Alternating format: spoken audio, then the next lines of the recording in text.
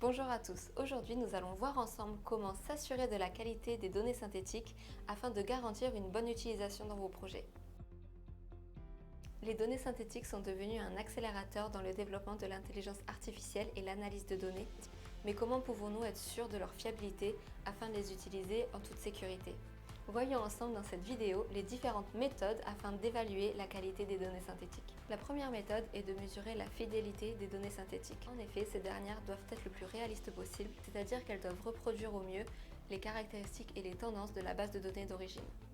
Pour ce faire, il est possible de calculer tout un tas de métriques telles que la dispersion des variables ou encore la corrélation entre les variables et tout autre paramètre permettant de caractériser une base de données.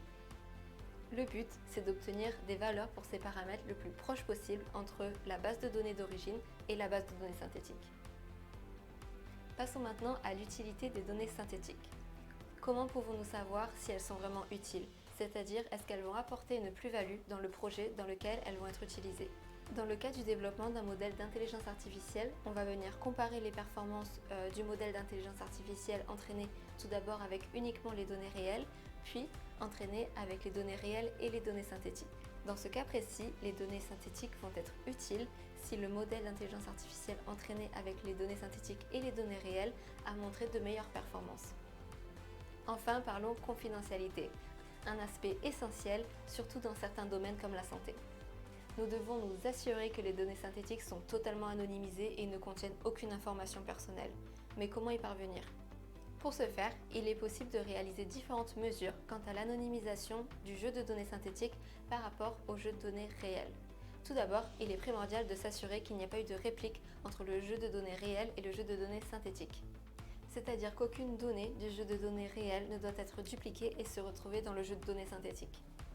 Ensuite, il peut être intéressant de venir regarder la distance entre les données synthétiques et leurs plus proches voisins dans le jeu de données réel afin d'éviter les risques potentiels de réidentification. Les métriques que nous venons de voir nous aident à évaluer la qualité des données synthétiques. Cependant, il est crucial d'obtenir l'avis d'un expert du domaine concerné afin de valider le caractère réaliste des données synthétiques et donc l'utilisation de ces données dans un projet.